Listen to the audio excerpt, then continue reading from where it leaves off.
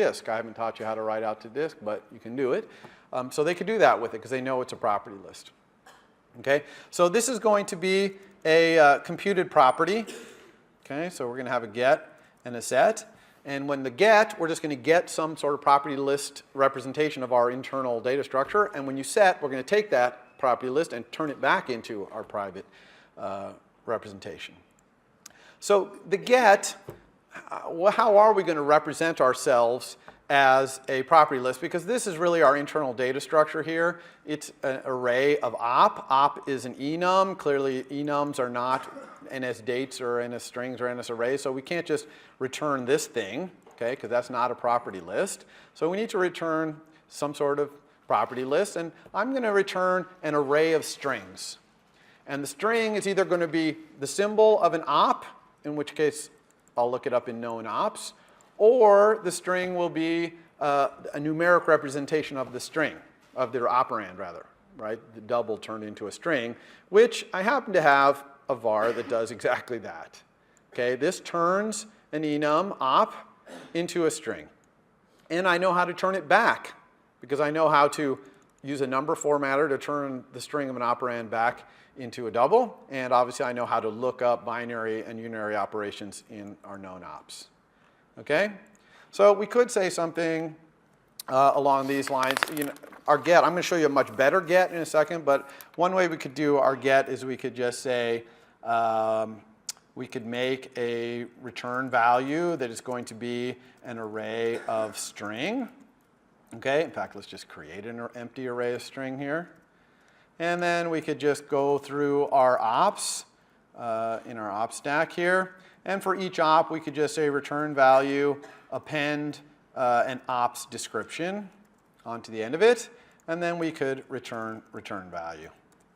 Right? Makes sense. I just turned my internal data structure into a property list because this is a property list.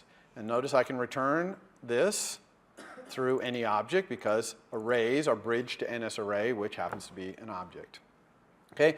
But this is an awful lot of code for this. We can actually do this in one line of code. Okay? So if you paid attention in my last lecture, you remember that I told you about this function called map. And I can actually just return my op stack mapped so that each element's description is returned. So I don't need any of this. Okay? So everyone understand this line of code right here? This is just a little closure that gets the opportunity to convert every single thing inside op stack, which is an op, these are ops, into a string. And it takes this string and maps them all and returns a new array. Okay? So when you start getting familiar with Swift and what it can do, you'll start realizing a lot of things that take 5 or 6 lines of code, you can just do them in one. Okay, but it does take some experience. So now let's talk about going the other way. So now we have, someone gives us back our program. We want to load our op stack back up. Well, the first thing we want to make sure is that the thing that they're giving us back is an array of these symbols. Because they could just give me junk, because it's any object, they could set it to anything. So I want to make sure that's what it is. So I'm going to do, I'm going to let op symbols equal new value, right? New value, remember we're in the setter here. So new value is the new value, which is any object, as an array of string, because that's what it has to be. If this thing that they passed in is not an array of string, I don't know what to do with it. So really here what I want to do is if let as question mark, because they could pass me anything. And so here I'm using the as to make sure this any object they pass me is actually an array of strings. Okay? If it is, now I can convert back. So I'm going to create something called my new op stack, which is just going to be an array of ops. And I'm just going to go for each op symbol in this op symbols. Op symbols is this thing right here. All right, so that's the array, that's the new value, the any object converted into an array of strings. Okay?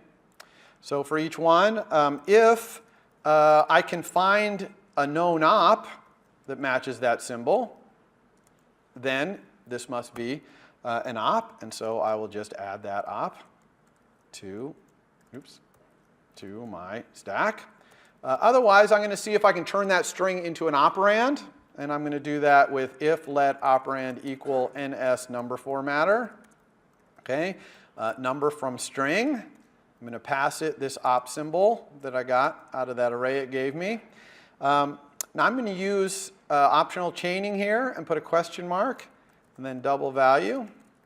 Okay, remember optional chaining, if you have an expression like this whole expression, and if anything along the way returns nil, then this whole expression will return nil if you put a question mark after that term. So number from string can return nil if this is not a string that can be interpreted as a number. And so by putting a question mark here, it says, okay, if that's nil, then just return nil back to here. Otherwise, keep going and send it double value. So this operand is either going to not get set because of the if let, or it's going to be a double, which is what this double value comes out of here. Okay, so that's kind of explaining from last week how we did this number formatter thing. So in this case, I can just append onto the end of it that a new op, so we'll say dot operand with that operand. So we're just putting a new op on there. So now I've built a new op stack using all those strings, and I can just return that new op stack. Not return it, sorry. I'm going to set my op stack equal to that new op stack. Okay? That's it. Any questions about that? Yeah.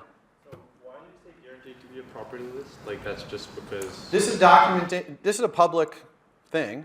It's not private, and I'm just documenting to anyone who's using it that this is true. I could document this even better using a type alias.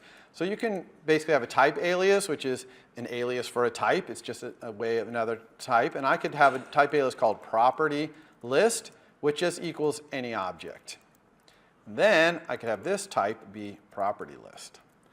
Okay? So I just created property list as an alias for any object. So someone looking at this is going to go, whoa, what the heck is property list? And then they're going to look at this type alias and say, oh, that's any object. But they're really going to understand that I'm returning a property list here. And the reason it's property list, again, so I can throw it in its user defaults or whatever. Okay? But otherwise, it's only good, the only thing it's good for is giving it back to me to reset my program in the future. That's all this thing is good for. Now, you're going to want to add this to your assignment for assignment 3. Okay? So, all right, back to slides. I don't have time to really run this, unfortunately, due to test code because we are schedule constrained here. So let's go back to here, continue. All right, so now let's talk about new thing here, which is views, okay, totally new topic. A view, that is to say, a subclass of the class UI view in iOS, represents a rectangular area on the screen that defines a coordinate space to draw in and also to handle touch events. Okay, that's what a view is. And you are going to learn today how to make your own views. The views are hierarchical, so views are within views are within views. Any view only has one super view, right? It's only contained directly in one view, but it can have any number of subviews. So in our calculator, we had a top-level view, which I'm going to talk about in a moment, and then we had a lot of subviews. All the buttons, the labels, those are all UI view subclasses. Okay? And so we made a whole bunch, there's a bunch of subviews in that view. But we can go even deeper. It's hierarchical, multi-layer. We can go as deep as we want. You can see the two properties there for getting your super view. Notice it returns a optional. That's because you can have a view that's not currently on screen. It's not currently in a view hierarchy, of course, so that could be nil. Your subviews, I show array of UI view there. Actually, the subviews property is an array of any object, again for historical reasons, but there will always be UI views in there. So don't even worry about that. Okay? And usually in this class on the slides, if something's an array of any object, if there's going to be a certain kind of thing in there, I'll say array of the certain kind of thing. But when you write your code, then obviously you might see, oh, that's array of any object. And that's, again, the bridging will work here automatically, so there's no worries there. UI window, there is a thing called a UI window. It's a subclass UI view, but it has no meaning really in iOS. There is a UI window. It's at the very, very, very top of each device screen, but you never send it any messages really. You don't interact with it. It's all about views. Okay? On a desktop, windows matter, but on iOS, it's all about views. Okay? So don't worry about UI window. This hierarchy of views, subviews, and superviews is created usually graphically. You drag things out in your storyboard, and you can drag views inside other views to create your hierarchy. But you can do it in code as well. It's pretty rare to do it in code, but you can. There's two methods here, add subview and remove from superview. Add subview is sent to the prospective superview, in other words, to the place you want to add this view into. And remove from superview is sent to the view that you want to remove. So these are sent to different people, okay? Remove from superview means remove yourself from your superview. All right, so where does the view hierarchy start? Where's kind of the root, the top level of this view hierarchy? And the answer is very simple, but for some reason students have a very difficult time understanding this one. There is a property in your UI view controller called view. And it is the top level view in the scene in the storyboard, right? So you have this storyboard, you've got your scene that we've seen, like your calculator one. The top level one, the place where you're going to add your top level views, is called view in your view controller. It's just a property in your view controller. So it really couldn't be simpler. Okay? But sometimes students, they just forget that that's there, and they're like, oh, how do I add something to my storyboard, you know, in code or something like that? Well, you just add it to the view of your UI view controller. Okay? So let's talk about initializing a view. As usual, as I've kind of recommended, you probably want to avoid doing an initializer if you can. So initialize any properties in your view, hopefully using equals or some of the other ways we talked about doing it. But in UI view, it's actually slightly more likely that you might want to have an initializer. So it's a slightly complicated thing, only slightly, in that UI view has two initializers that you have to deal with. And that's because UI views can be created in two different ways. In code, by just saying UI view and this frame initializer, which is just the frame in the super view coordinate system where this view is going to live. But then there's also this init with coder, and I'm not going to talk about coders and archiving and all that, but that is the initializer that is called when the view comes out of a storyboard. So if you create a view by dragging out in a storyboard, its initializer is this coder thing, okay? So if you absolutely have to use an initializer to initialize something in your UI view, you're going to want to implement both of these things. And I recommend this kind of format here, where you override init with frame there. That is a designated initializer in UI view. And then there's actually a required initializer, which is the decoder one. So if you implement the init with frame, you have to implement the coder ones required. Because then as soon as you implement the init with frame, you'll no longer inherit all of your designated initializers. You won't inherit the init with the coder. So basically implement them both and then just factor out your initialization code into some setup method or something and call that. Okay? So that's only if you absolutely have to have an initializer. All right, there's another alternative to initializing, which is if you can wait until the initialization is finished, but you want something really early in the view's life, you can implement this method awake from nib. But that only works for views that come out of a storyboard. Okay? Awake from nib means I just awoke from coming out of a storyboard. So now you can initialize me. So it's a little bit limited because it only is good for views that come out of a storyboard, but it is an alternative. Now, okay, so that's all I want to say about that actually. All right, so let's go on to how do we draw and handle events in this rectangular area? Well, we need a coordinate system to work in. So there's some data structures I'm going to show you real quick to get us started here that we're going to use when we're drawing and handling events. First of all coordinates are going to be CG floats.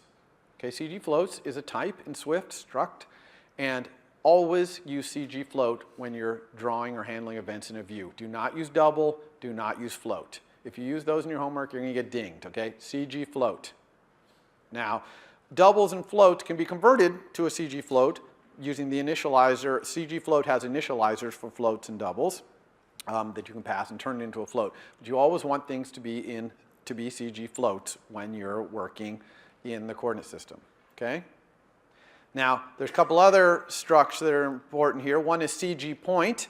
It's just two floats, x and y. It just defines a point in the coordinate system. Couldn't be simpler, okay? And there's also CG size.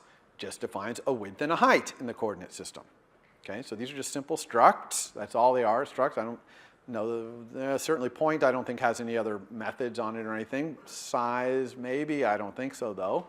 But these two are combined, the points and the size, to CG rect. So a CG rect is a struct that has a point and a size. The point is the origin of the rect, upper left, which I'm going to talk about in a second. And then the size is the width and height. Now rect has a lot of methods on it.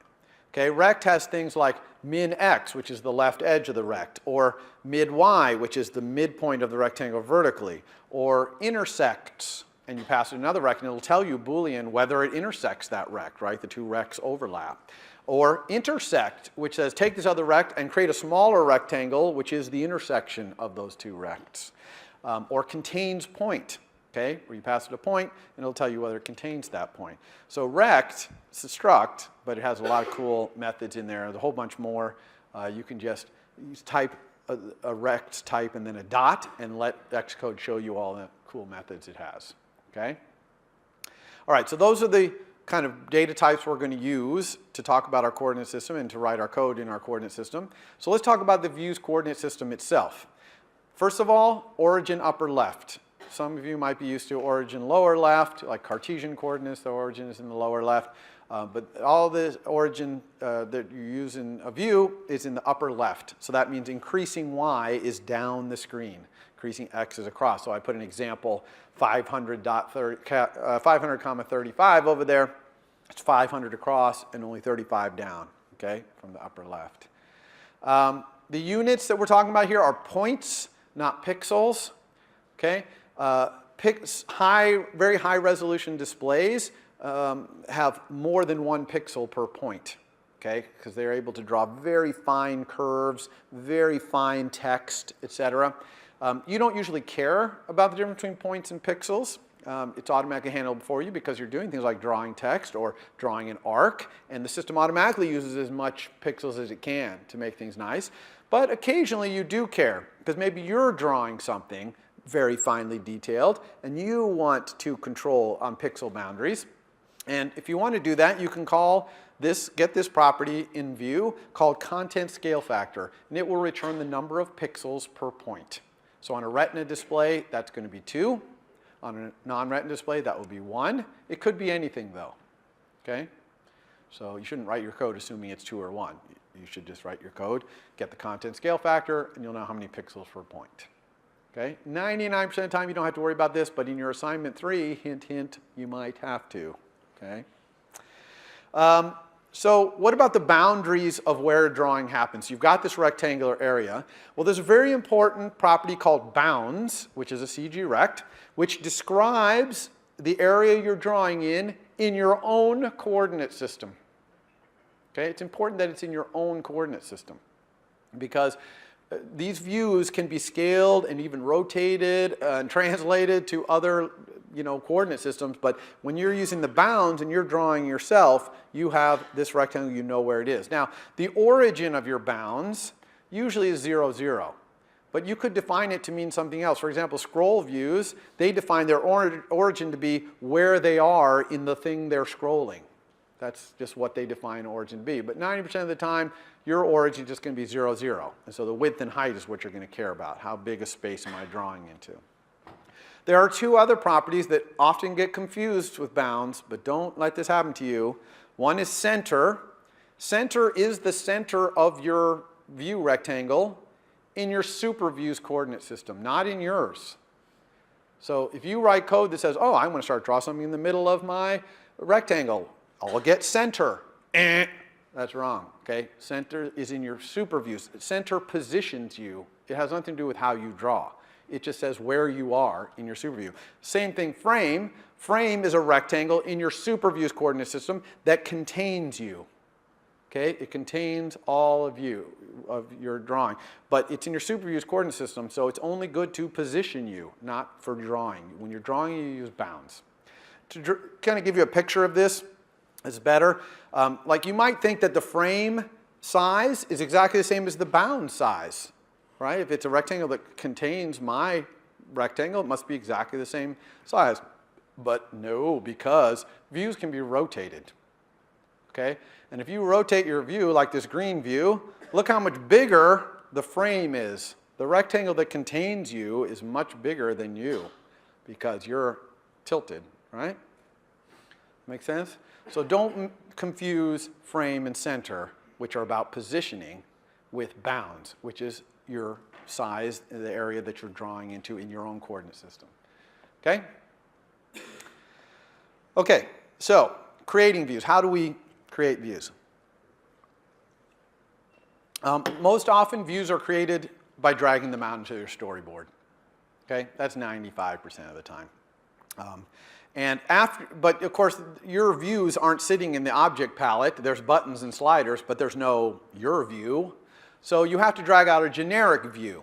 It's kind of at the bottom of the palette. You just drag it out. Once you drag it out, though, you have to go to the identity inspector and change the class of that view you dragged out so that it's your class.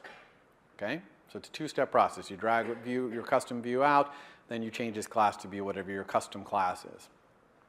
On rare occasion, you might create an instance of your view in code. Probably never in this class, maybe in your final project, I doubt it. You just do that using UI views frame initializer, right? So you just say view equals UI view frame. You can even do UI view with no arguments. It'll give you a CG rect 0, which is a frame 0 size and width, and then you could later set its frame to position the view. So here's an example of creating a view in code. I'm going to use UI label. A UI label is a subclass of UI view, so I can send it UI label parentheses frame. So I just give it this frame, which is kind of in the upper left. Notice I've created this view, but it's not on screen yet. Okay? Assuming this code here is in a view controller, I could then say view.addSubview, because remember, view is a property in my view controller, which is that top level view. And I can say add subview of the label, and boom, it'll appear on screen.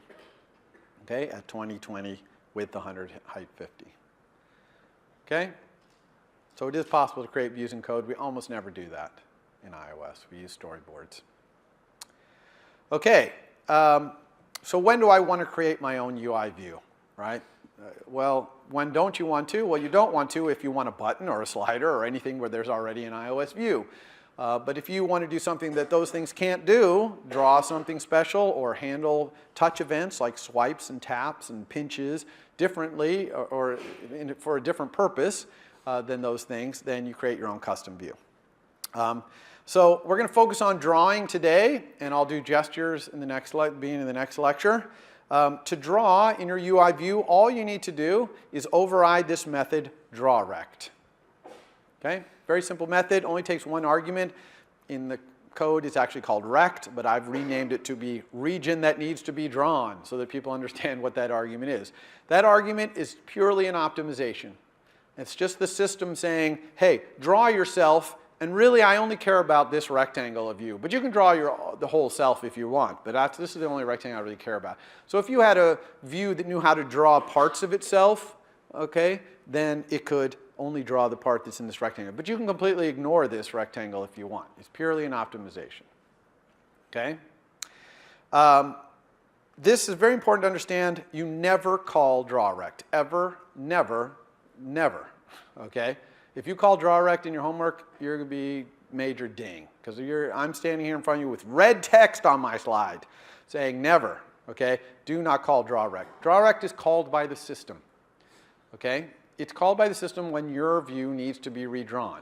How does the system know your view needs to be redrawn? Because somebody called setNeedsDisplay on your view. And you can call it on yourself if you want. If something has changed about your view, some property or something that would change the way it's drawn, you call setNeedsDisplay on yourself. Eventually, the system will call your drawRect. But it's got to set some things up first. Okay? And there's other views around you that it has to get organized. Okay? So never call drawRect, it's called for you. When you call setNeedsDisplay, you can specify, I really only need this rectangle redisplayed. And then obviously that rectangle is going to show up in the argument to drawRect. Okay? But if multiple people call set needs display with different rectangles, probably the union of those rectangles might get called here one time for draw rect. Okay? Make sense? All right. So how do you implement this all-powerful draw rect method? You can use kind of a C-like function-based API called Core Graphics. That's what it's all based on. Or you can use a nice object-oriented thing called UI Bezier Path, which is what we're going to use because we like object-oriented. But since the underlying stuff, Core Graphics, is what UI Bezier Path is built on, I'm going to kind of explain a little bit about the concepts of Core Graphics, how one draws in Core Graphics. The first thing in Core Graphics that's important is you have to get a context to draw in. Okay? So if you're printing, you'll have a printing context. If you're drawing on screen, you'll have a draw on screen context, etc. And inside DrawRect, when your DrawRect is called by the system, it sets up the drawing context for you. So it's automatically set up, and it's called the current context, the current drawing context. And you can get it if you were using the C API, or C-like API. It's still Swift, but it's functional, function API. You can get it with this function UI graphics get current context, and it'll return this cookie. It's just this magic cookie. You don't know what it is, but it is the context of drawing. Because all of the C-like functional API take a context as an argument. Okay? The Bezier path doesn't do that, no worries. But that one does. So the first thing you need is a context, automatically set up for you when DrawRect is called. Then you create paths. You create paths with lines and arcs and things like that. Then you set the drawing attributes, like the colors you want to draw in, the line widths, things like that. And finally, you stroke and fill those paths. Okay? You can do either or both, stroking and filling. So that is fundamentally how you draw. Things like drawing text is just the fonts know how to have the perfect path to draw beautiful letters. And so your stroking would outline the letters, and filling fills in the letters, okay? So even drawing text is just stroking and filling paths, okay? Now UI Bezier path, this object-oriented thing on top, it always draws in the current context. You don't have to worry about context. It has methods to do things like line 2, arc 2 to build the path. It also has methods for setting a lot of these attributes like line width and things like that. And it has methods to stroke and fill. So it combines all those core graphics things into one class. So let's take a look at UI Bezier path and how we would use it to draw a triangle, let's say. So first we create the path, so we just say UI Bezier path. There are other initializers for UI Bezier path, but you can also just create an empty path, and then you can start moving around. So here I'm going to assume this screen is 160 points wide by 250 wide, and I'm going to draw this triangle here. So I'm going to move to 80, which is halfway across, and 50, which is a little bit down. And then I'm going to add a line down to 140, 150. Then I'm going to add another line over to 10, 150. Then I'm going to close this path. Okay? So that's it. That's how you can make a triangle. Now, I'm kind of lying to you a little bit because as you execute these, nothing is appearing on screen. The screen will be blank. Okay? I was only showing them so you can understand what I was doing there with the lines. So it would be blank. To make it appear, you have to stroke or fill. So let's set the attributes we want. So I'm going to set the color for filling to be green and the color for stroking to be red. Okay, now notice that I set those with methods on UI color, not with methods on the Bezier path. Okay, that's a little interesting, but that's the way that works. But line width, I do set by talking to the path. So I send a message to the Bezier path, set line width to 3. So once I've set up all my attributes, now I can fill, for example, by saying path fill, and see, I get the rectangle filled in green, or I can say stroke, and it'll stroke the red line. Okay? Pretty straightforward. Most of learning to draw is all about understanding UI Bezier path and all the methods on it. Question back there. If you had two paths on the screen, then how would you set different colors for those? If you had two what? If you had two different shapes on the screen. Oh yeah, so the question is if I had two shapes on screen, how would I set the colors be different for each one? I would set the colors, stroke or fill one, set the color something else, stroke or fill the other. Okay? Question? If the path isn't closed, what does fill do? So the question is, if the path is not closed, what does fill do? Well, it depends on, I think, the winding rule and other things about how that draws, but it will try to fill it in. Okay, I mean, a path could cross back over itself, right? And so filling it might be hard to understand, and so there are rules for that. I'll talk about that just briefly in a second, but it will fill. But there are other things